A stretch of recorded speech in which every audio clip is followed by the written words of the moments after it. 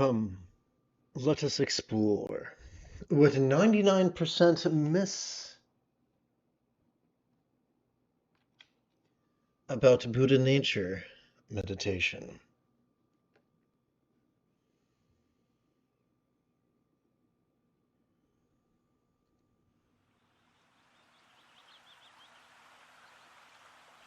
Together, let us relaxingly recite a reoccurring phrase in both Mahayana as well as Tantric literature is Tathagata, or Buddha nature. This charming Iron Age turn of phrase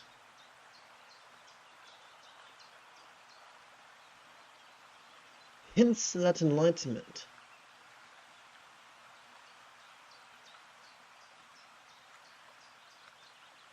is our birthright and easily attained,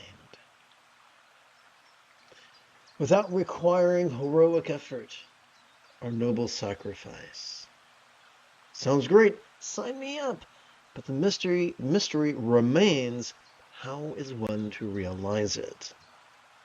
One of the many advantages of living in this age is that medical professionals have access to sophisticated imaging technology of which the ancients could have never conceived. Functional magnetic resonance imaging, or fMRI studies, have revealed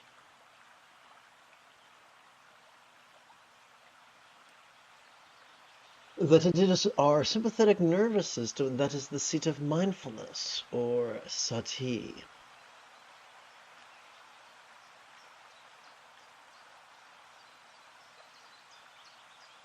Our parasympathetic nervous system that is the seat of meditation, or samadhi.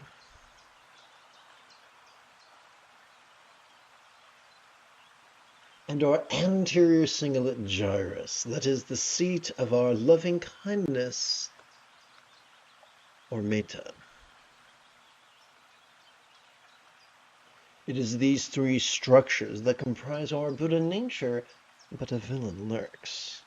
Just as the Buddha's foil was his foolish cousin Devadatta, so too is the team of our prefrontal cortex the seat of analysis as well as focus.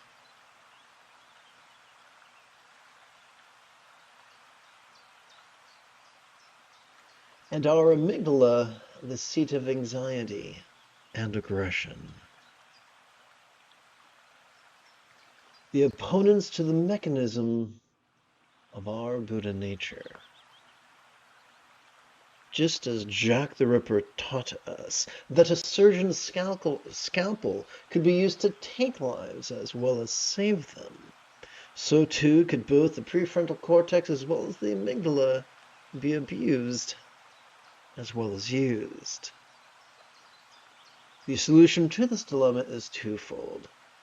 The easy method to strike the match of enlightenment already in our grasp is to allow our sympathetic nervous system to mindfully do its thing during our inhalations. So I'm going to add a word here.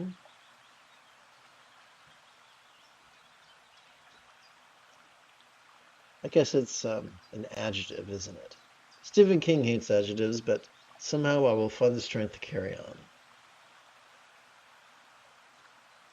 And to placidly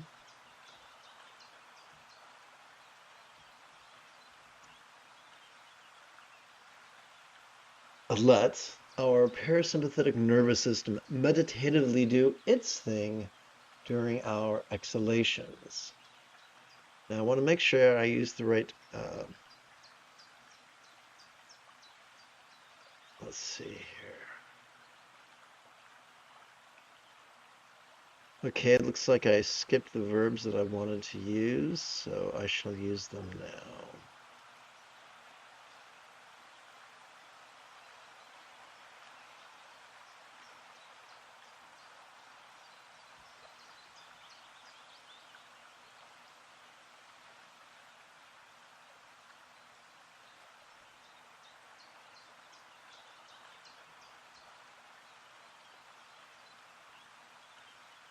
Thank you for your patience. Let's continue. Thus, sitting in formal mindfulness and meditation once every 12 hours or so.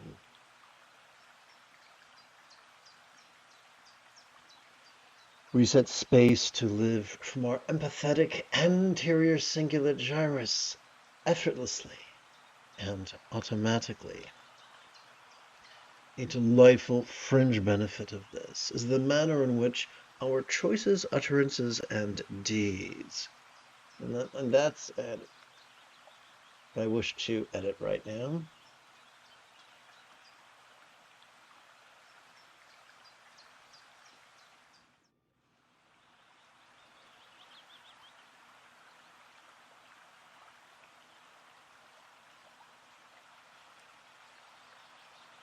My style of creating lists is twofold in nature. Number one, it is designed to make this comprehensible to people who have the same type of brain image I do. I write in the style that I wish I had read years ago to have accelerated my learning curve. Number two, I write with the idea that this is not being read by a literati curled up with his or her book in an armchair or wing chair before roaring fire. This is recited or read or transcribed as a preparatory practice prior to sitting in meditation, and therefore it's designed to take the basic ideas, the tenets, and repeat them over and over again to aid in not only comprehending them, but perhaps also memorizing them. Let's continue. Let's return again to the letter A. A delightful fringe benefit of this is the manner in which our choices, utterances, and deeds could begin to flow from the right or effortless effort of love's centered spontaneity, which is the key to the sustainable use of our analytical prefrontal cortex as well as our primal amygdala. This is why the Buddha taught mindfulness and meditation.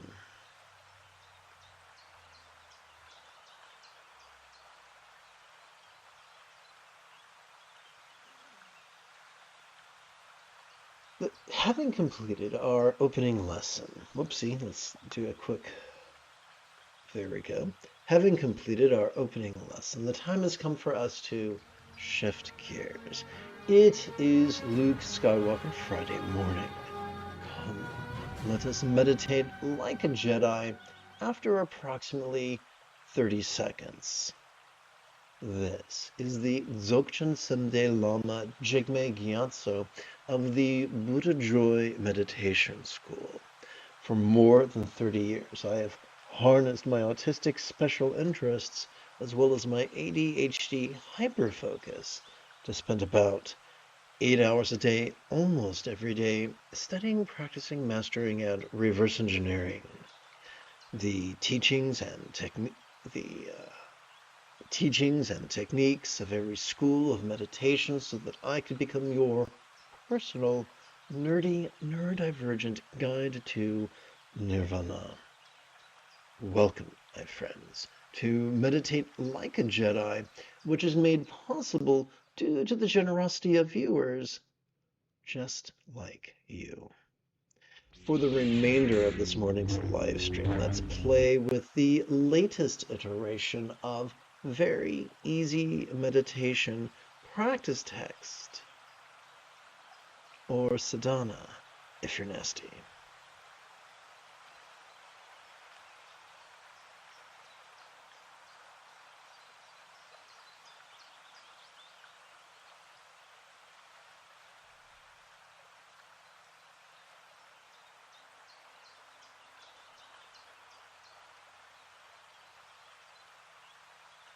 As we go through life, we can do so as a minion of yin or a minion of yang. We can go through life being flexible, loving, rational, laid back, egalitarian, lucid, cooperative, and kind. or we can go through life being rigid, fearful, superstitious, controlling, elitist, cryptic, competitive, and cruel. This is not due to psychology. This is due to neurology. We can live from certain neurological pathways, or we can live from other neurological pathways. Now, most of us are raised to follow these neurological pathways. But the Buddha taught us that we can make a change. And so we have a choice. Upon Yang's path of religious or irreligious patriarchy, we can compete against our sympathetic and parasympathetic nervous system by actively focusing and actively analyzing. To do that, we can only do that by relying upon discrete neural pathways such as those found in the medial or dorsolateral prefrontal cortex. But everything comes with a price, and the price of overusing and exhausting our prefrontal cortex as our default mode is that it triggers our amygdala, the seat of anxiety and aggression, which are antithetical to the peace and the love that make life fulfilling and satisfying. Good news. Fortunately, neither the amygdala nor the prefrontal cortex constitute the entirety of our central nervous system. Case in point, every time we inhale, we are wired to automatically access the sympathetic nervous system ensconced within the middle third of our spinal cord. This sympathetic nervous system has evolved to be the opposite of concentration, and to simply notice vulnerably, passively, viscerally, randomly, and fleetingly.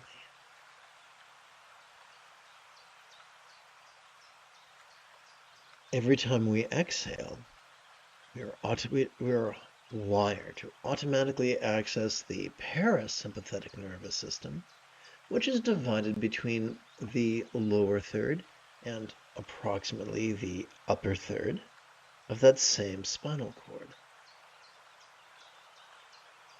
Our parasympathetic nervous system has evolved to support relaxation and release to such a degree that which we noticed during our previous inhalation could fleetingly feel less stressful, less permanent, and less defining, of course, until our next inhalation and the circuit begins again. Much like the swing of a pendulum in the grandfather clock in the hall. Two fringe benefits of cooperating with our sympathetic and parasympathetic nervous system is that it calms our amygdala and stimulates our anterior cingulate gyrus, which functions as the hub of our mirror neurons, the seat of empathy, which in turn is the root of both compassion and love. But remember, the key to this path is passivity. So how do we passively cooperate with our sympathetic nervous system's mindfulness and our parasympathetic nervous system's meditation? It's so easy, it'll knock your socks off. All we gotta do is silently and mentally recite the demonstrative pronoun this during each inhalation, as well as silently and mentally recite the monosyllabic verb ease during each exhalation. It's just that simple. In the final portions of a wonderful text by Prahevajra. He laments that it's simple. And because it's easy, those who are habitually controlling find it difficult to not be controlling. Many of us were raised or indoctrinated to sincerely believe the ancient quote. It's ancient because it goes back to the 80s as far as I'm concerned. If it's to be, it's up to me. This is the opposite. If it's to be, it's up to me to get out of my own way. So for the next 15 minutes or so, let us sit comfortably and sustainably and practice this exercise. The moment you have a specific question, either about Buddhist philosophy or meditation, do not hesitate to type your question in great detail in the chat window, for I tend to check for questions approximately once every 15 minutes or so.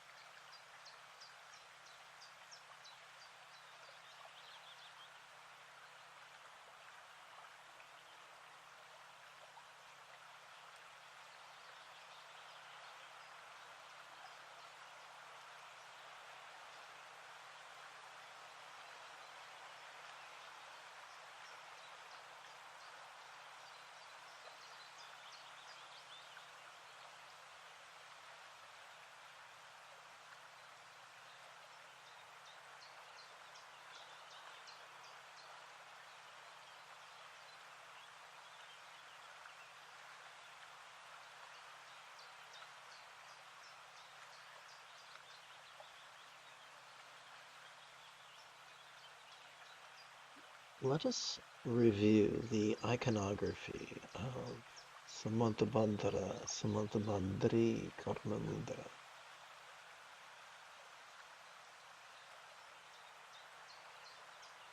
The nudity of Samantabandri reminds us that the key to mindfulness is vulnerability, as if we were walking down the street naked. The color of Samantabandara reminds us that as we relax into our exhalation, whatever we noticed during our previous inhalation could feel as if it was as non-graspable as a vast empty void, like the illusion of the infinite azure sky on a bright and beautiful cloudless morn, that although could look tantalizing to the eye, could feel non-graspable to the hand.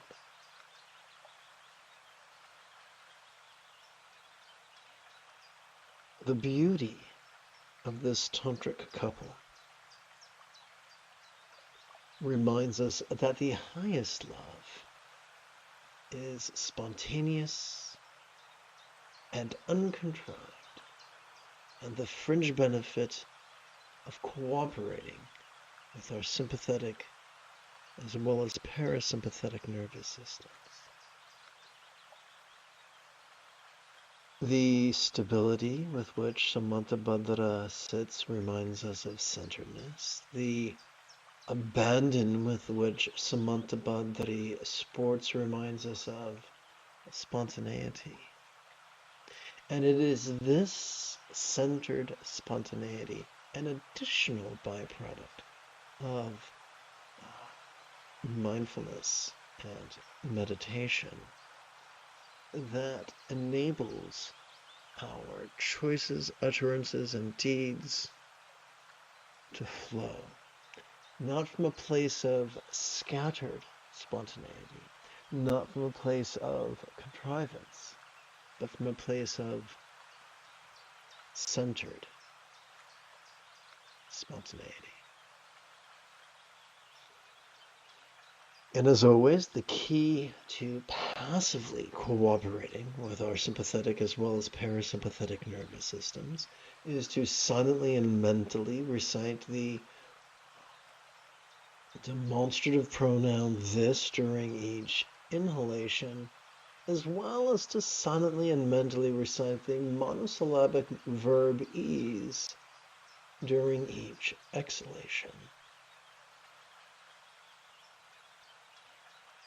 As always, the moment you have a specific question about either Buddhist philosophy or Buddhist meditation,